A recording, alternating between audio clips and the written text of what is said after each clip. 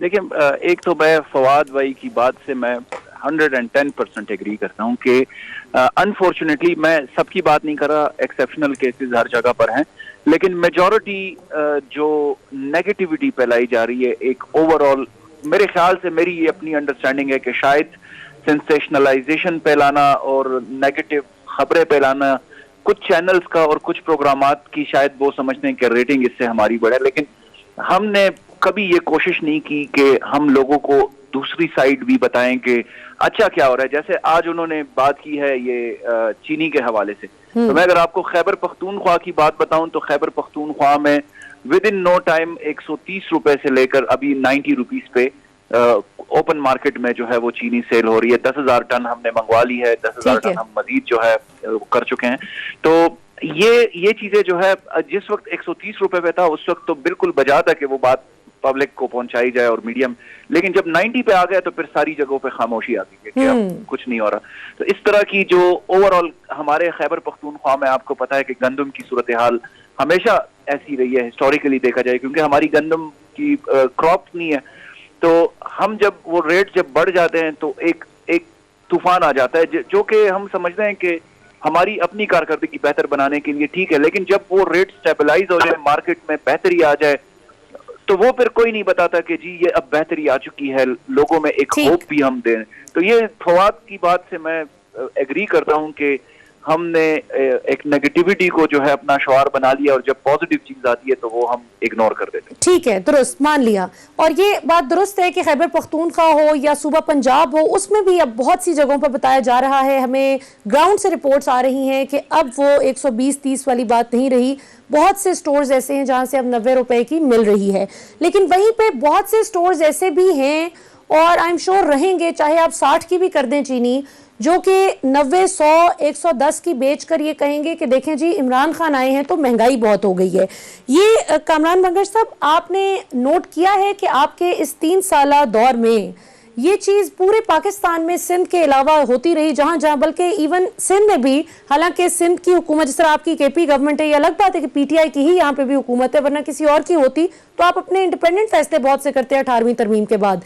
लेकिन क्या वजह है कि आप लोग अभी तक उस माफिया को कंट्रोल ही नहीं कर सके, जो ये कहकर बहुत आसानी से हर चीज 40, 50, 100 रुपए महंगी बेचता है कि जी इमरान खान आए हैं और तब्दीली बहुत हो गई है, जो कि क्लियरली वो खुद बेईमानी कर रहे होते हैं। आपकी हुकूमत ने इस हवाले से क्या किया? देखिए, एक तो आपने बिल्कुल बजा कहा कि हमने जिस जगह भी हाथ डाला है तो एक माफिया इकट्ठा हुआ है, लेकिन शिकस्त उसी माफिया को हुई है। जैसे अभी आपने थोड़ी देर पहले बात बताई, खैबर पख्तूनख्वा में भी बहुत बड़े बड़े स्टॉकिस्ट्स को पकड़ा गया है, जो गंदम की और इन सारी चीजों की स्टॉक्स में, और कुछ ऐसे बदउनवान लोग भी थे जो कि अपने जमीर का सौदा कर रहे थे, अपने वतन का सौदा कर रहे थे। तो ये तो एक सिलसिला हमेशा से हक और बातिल का रहा है कि जो लोग हक पे होते हैं उनको मुश्किलात आती हैं, उनके खिलाफ लोग इकट्ठे हो जाते हैं, उनके खिलाफ अफवाहें होती हैं उनको नाकाम बनाने की। तो ये एक नेचुरल एक फाइट है, अजल से अबद तक रहेगी, इसमें तो कोई दूसरी राय नहीं। लेकिन मैं आपको जो आपने जो बात की है उसको मैं बाय इसलिए नहीं करता कि अगर तो ये बात मानी जाए कि 90 रुपए जो है वो रेट जो है वो बनता है चीनी का, तो सवाल ये पैदा होता है कि किसी जमाने में, आपकी यादाश्त में भी होगा, मेरी यादाश्त में भी होगा, किसी जमाने में 30 रुपए थी चीनी, 20-25 रुपए किलो चीनी थी। तो ये 90 रुपए तक कैसे पहुंच गई? ये भी तो जरा देखने वाली बात है ना कि पिछली हुकूमतों में जो इस तरह की हमारी पॉलिसीज थी, ये सिर्फ मैं आपको चीनी की बात बता रहा हूँ। गंदम की मैं बसद एहतराम में ये आपको कह रहा हूँ कि नवाज दौर में खैबर पख्तूनख्वा के ऊपर चीनी बंद हो गई थी। हम ये एक्सपेक्ट कर रहे थे, जिस किस्म का माफिया हमारे खिलाफ इकट्ठा हो गया था, हम ये एक्सपेक्ट कर रहे थे कि 98 वाला दौर दोबारा आ रहा है, खैबर पख्तूनख्वा में लोग चोकर खाएंगे, जानवर जो खाते हैं हम वो खाने। लेकिन वजीर आजम ने और हमारे वजीर आला, दोनों वज़ीर आला ने बेहतरीन स्ट्रेटेजी और एक जो फेडरेशन का निशान है जो वजीर आजम को हम समझते हैं, उन्होंने वो स्पिरिट दिखाई। हम अल्हम्दुलिल्लाह पिछले 2 साल में गंदम की बहुत बड़ी क्राइसिस से खैबर पख्तूनख्वा बचा। ये मैं आपको ऑन द रिकॉर्ड कह रहा हूँ। हमने इंपोर्ट किया गंदम, खैबर पख्तूनख्वा हुकूमत ने महदूद वसाइल में 11 अरब रुपए से ज्यादा की सब्सिडी दी है गंदम में। वजीर आजम साहब ने इंपोर्ट की गंदम, पंजाब के साथ हमारे ताल्लुकात बेहतर रहे।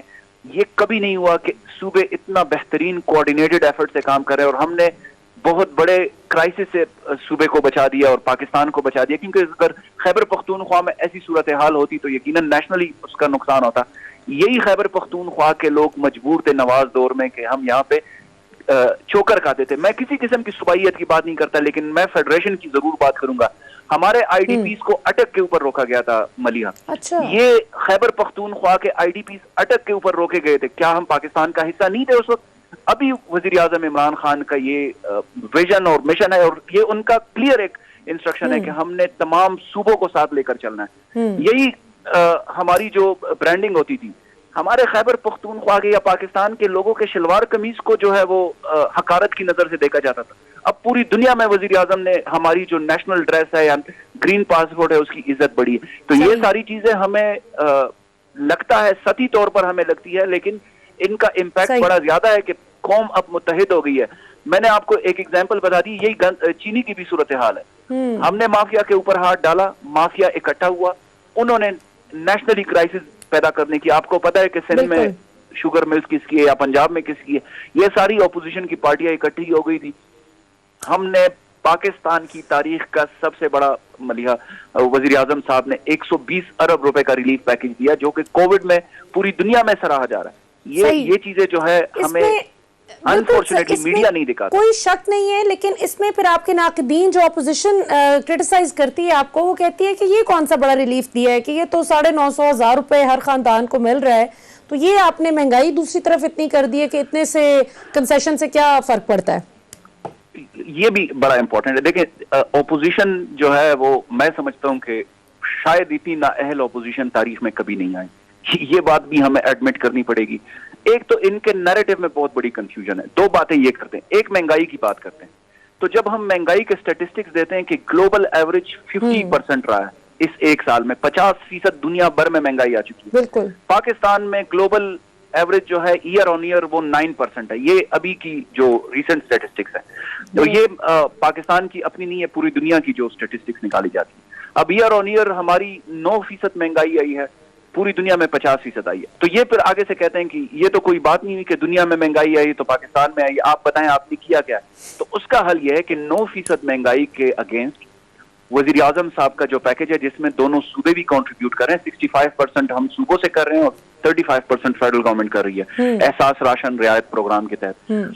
अब ये कह रहे हैं कि आपने फिर क्या किया महंगाई को कंट्रोल करने के लिए? तो उसमें हमने जो राशन रियायत प्रोग्राम शुरू किया, उसमें 30% जो 3 बुनियादी अशियाए दोनों हैं, उसमें 30% हम रियायत दे रहे हैं।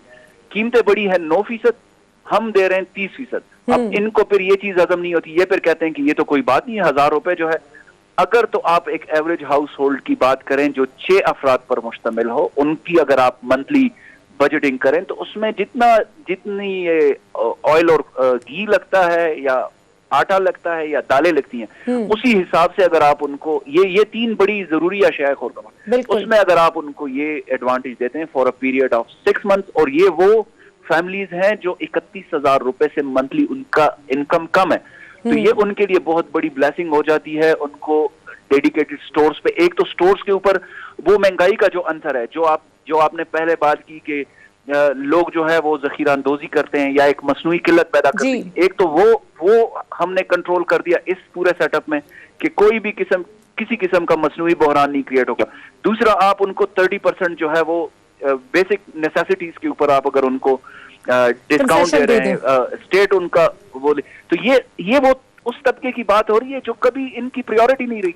इसको मलिहा जी जरा समझने की जरूरत है कि इनकी प्रायोरिटी ये रही है कि बेनजीर इनकम सपोर्ट प्रोग्राम में इन्होंने अपने वर्कर्स को घुसा दिया, इन्होंने अपने सरकारी अफसरान को लगा दिया, क्योंकि उन्होंने इनको वोट दिलाने थे, उन्होंने इनको सपोर्ट करना था। पहली दफा एहसास प्रोग्राम के तहत उन लोगों को नौकरियों से निकाला गया, वो जो नेपोटिज्म पे और फेवरेटिज्म पे जिन लोगों को वो राशन देते थे या पैसे देते थे, ये इनको हजम नहीं होता, क्योंकि इनका जो तरीका वारदात है वो लोगों को खरीदना है। वजीर आजम साहब का ये मैकेनिज्म है कि वो चाहते हैं कि गरीब तबका उठे, वो तबका जिनका पहले किसी ने नहीं सोचा था। अब अगर खैबर पख्तूनख्वा की आप बात करें, हमारे खैबर पख्तूनख्वा में तो नेशनल पार्टी के भी लोग हैं, पीपल्स पार्टी के भी हैं, जमात इस्लामी JUI के भी हैं, हर जमात के लोग यहाँ पे। हमने जब सेहत कार्ड का प्रोग्राम शुरू कर दिया, उसमें कोई ऐसा डिस्क्रिमिनेशन नहीं है कि पीपल्स पार्टी के लोगों को वो नहीं मिलेगा। अब पीपल्स पार्टी के, एएनपी के, जेयूआई के और या पीटीआई के, सबको बराबर ट्रीट किया जाएगा। ये है वो तहरीक इंसाफ का पाकिस्तान। और जिसकी बात वजीर आजम साहब कहते हैं कि रियासत मदीना, ये बहुत बड़ा स्टेप है रियासत बिल्कुल सही।